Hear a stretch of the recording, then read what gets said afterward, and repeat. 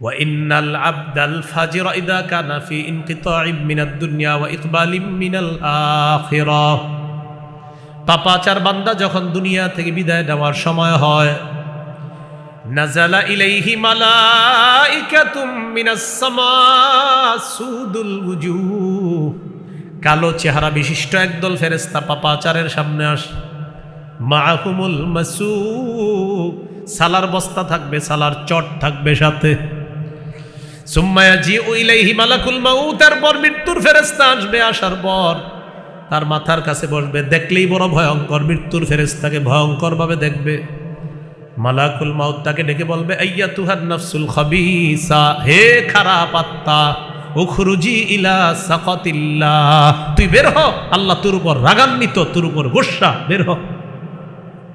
পাপাচার বান্দাকে বল, তার আত্মাটা বের করে আনা হবে, ওই বস্তা সালার চটের মধ্যে নিয়ে এটা পেঁচাবে, এত দুর্গন্ধ বের হবে, উজিদাত আলা জহরিল আর, পুরা দুনিয়া দুর্গন্ধযুক্ত হয়ে যাবে, ফেরেশতারা এই গন্ধ পাবে।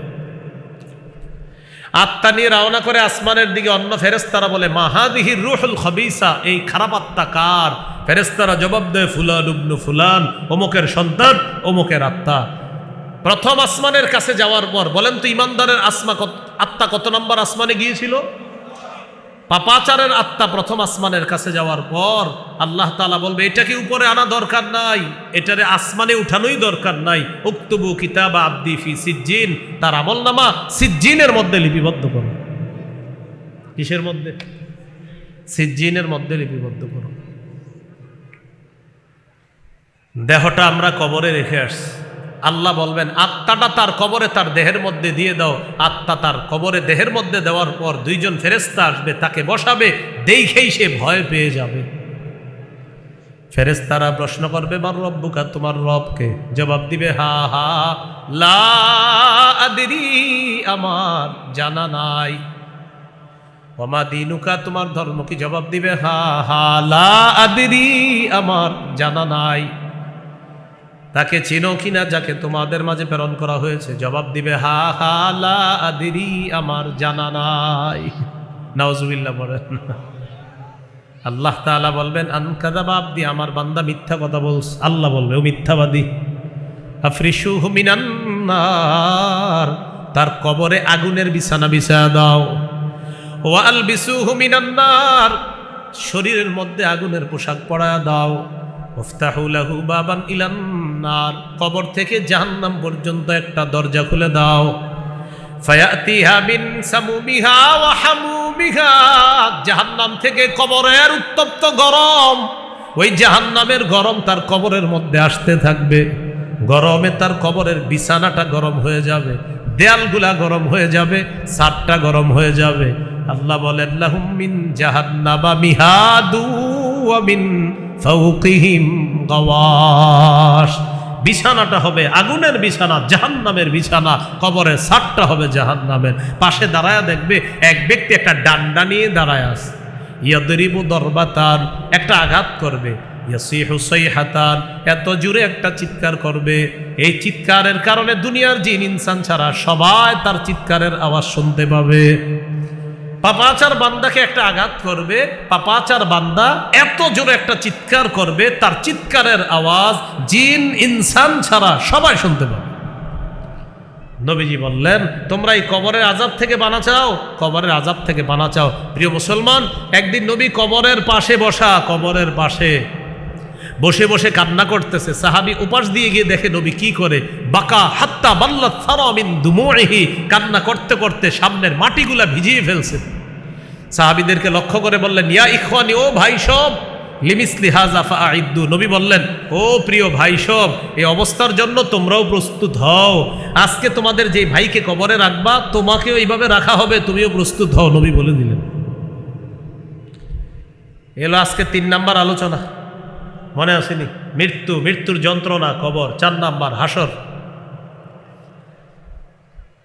কেয়ামতের ময়দান আল্লাহ কায়েম করবেন, সুনির্ধারিত কেয়ামতের ময়দান। সূরা রাবা 17 নম্বর আয়াতে আছে, ইন্না ইয়াউমাল ফাসলি কানা মিকাতা, কিয়ামতের ময়দানটা সুনির্ধারিত, বিচার দিবস সুনির্ধারিত। সূরা হুদের 104 নম্বর আয়াতে আছে ওমা নুআখিরুহু ইল্লা লিআজালিম মা'দুদ।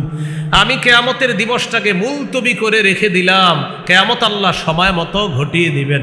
সেদিন আল্লাহ ওজনের পাল্লা স্থাপন করবেন। আল্লাহ তাআলা বলেন ওয়ানাদউল মাওয়াজিনাল কিসতা লিয়াউমিল কিয়ামা ফালা তুজলামু নাফসুন শাইআ।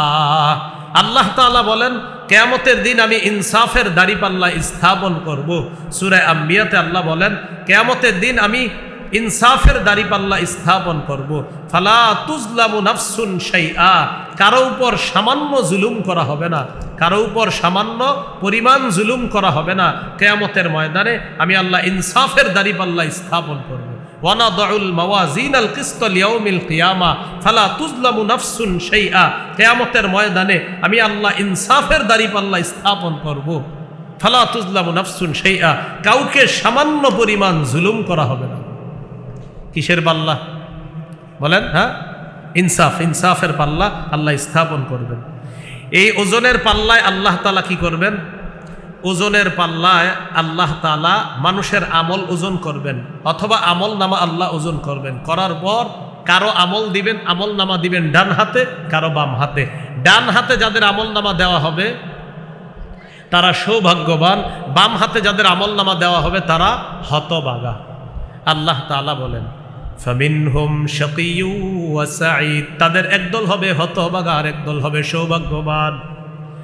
ফাআম্মাল্লাযীনা শাকু ফাফিন্নার, যারা হতভাগা তারা জাহান্নামে থাকবে। বলি নাউযুবিল্লাহ। বলেন হতভাগারা কোথায় থাকবে? জাহান্নামে। এই হলো কিয়ামতের ময়দানের হালাত। সর্বশেষ আলোচনা 5 নাম্বার, জাহান্নামে থাকবে কারা? বলেন হতভাগারা কারা? তাদের ব্যাপারে সূরা নাবার 21 নম্বর আয়াত থেকে আল্লাহ বলেন ইন্না জাহান্নামা কানাত মিরসাদা, জাহান্নাম ওত পেতে আছে। লিত্তাগিনা মাআবা, যারা নাফরমান তাদের ঠিকানা হিসাবে জাহান্নাম ওত পেতে আছে। লাবিসিনা ফিহা আহকাবা, তারা সেথায় যুগের পর যুগ কাটিয়ে দিবে।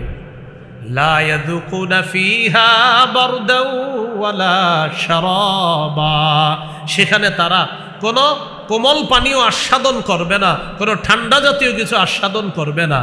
ইল্লা হামিমাও ওয়া গাসসাকা, ফুটন্ত গরম পানি, রক্তপুজ, এগুলা তারা আস্বাদন করবে। বলবে খিদা লাগছে, খাবার চাই। লাকিলুনা মিন শাজারিম মিন যাক্কুম, কাঁটাযুক্ত যাক্কুম দেওয়া হবে, এটা তারা আস্বাদন করবে। ফামালিউনা মিনহাল বুতুন, এটার দ্বারা তাদের পেট ভরবে।